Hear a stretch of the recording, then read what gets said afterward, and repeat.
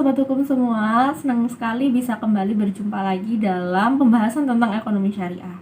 Nah, di kesempatan kali ini kita akan melanjutkan pembahasan yang kemarin, di mana kita di pertemuan kemarin kita sudah mengenal ya tentang apa itu ekonomi syariah, apa dasar hukumnya, kemudian apa saja yang dilarang dalam ekonomi syariah, sehingga kita bisa mengidentifikasi mana praktik yang termasuk ekonomi syariah dan mana praktik yang diharamkan atau tidak sesuai dengan syariah.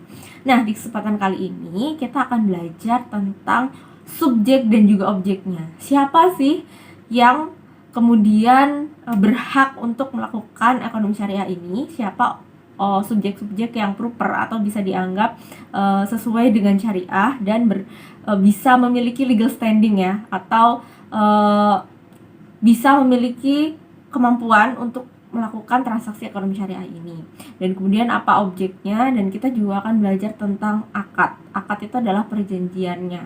Perjanjiannya seperti apa. Nah, perlu diketahui teman-teman semua, sobat hukum, bahwa Islam itu sangat strict atau Islam itu sangat detail gitu ya dalam mengatur transaksinya, termasuk apa saja yang boleh dan tidak boleh dilakukan oleh subjeknya, apa saja yang boleh dan tidak boleh dilakukan dalam melakukan perjanjiannya. Islam tuh sangat ketat ya, dan juga sangat detail dalam mengatur hal itu. Nah, kalau kemarin kita sudah belajar gitu ya bagaimana konsep mengenai transaksinya, sekarang kita akan belajar tentang siapa yang melakukan transaksi ini. Nah, sebelum kita memulai membahas tentang siapa yang melakukan transaksi ini, maka kita berbicara tentang perjanjian transaksinya dulu, yang itu adalah disebut dengan sebutan akad kalau dalam Islam ya. Jadi apa sih akad, siapa yang melakukan akad, dan bagaimana akad itu kemudian bisa terjadi dalam ekonomi syariah. Nah, oke, yang pertama adalah pengertian akad. Jadi akad itu adalah transaksi atau perjanjian yang dilakukan oleh dua orang dengan kesepakatan tanpa adanya rasa keterpaksaan, atau dalam hal ini dilakukan secara antarodin. Kalau konsep Islam, antarodin itu artinya saling ridho gitu ya. Jadi ketika seseorang melakukan perjanjian dengan tanpa paksaan, dengan saling ridho, maka itu kemudian disebut dengan akad. Nah, rukun-rukun akad itu ada apa saja? Jadi rukun itu artinya hal yang harus dipenuhi. Hal yang harus dipenuhi dalam perjanjian secara Islam atau akad itu ada beberapa. Yang pertama adalah akid atau orang yang berakad. Jadi dua orang yang berakad itu disebut dengan akid. Kemudian yang kedua adalah mauqut alaih atau objeknya, objek akadnya, objek yang diperjanjikan itu. Nah, kemudian yang ketiga adalah sighatul akad atau ucapan kesepakatannya itu, atau dalam hal ini disebut dengan ijab qabul ya. Jadi kalau dalam syariat itu ada namanya ijab qabul, yaitu kesepakatan antara memberikan transaksi atau menawarkan transaksi dan juga menerima transaksi itu, menyepakati transaksi itu namanya adalah ijab qabul gitu. Nah, ini ketiganya harus sesuai syariah. Yang pertama, kita lihat dulu dari segi akidnya atau orang yang berakad. Nah, ini ada ketentuan dalam hukum syariah ya, teman-teman. Jadi, orang yang berakad atau akid itu harus memenuhi dua unsur, yaitu dari segi ahliyahnya atau kemampuannya dan juga kewenangannya.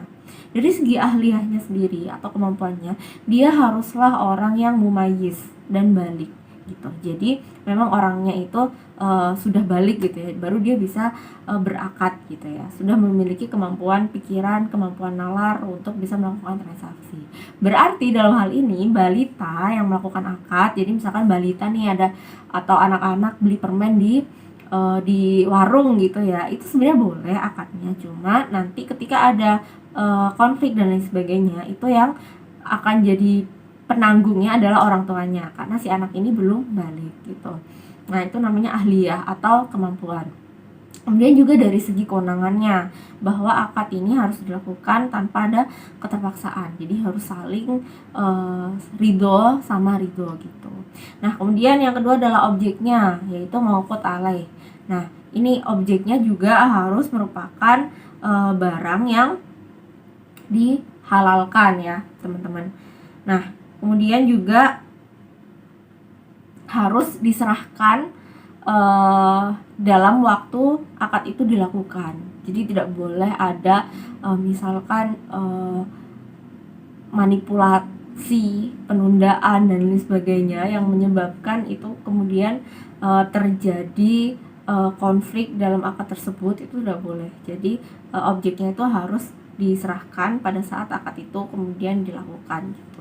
Jikalau ada penundaan dan sebagainya, maka itu harus diperjanjikan di awal. Nah, itu yang membuat ekonomi Islam tuh sangat detail dalam mengatur hal ini, teman-teman.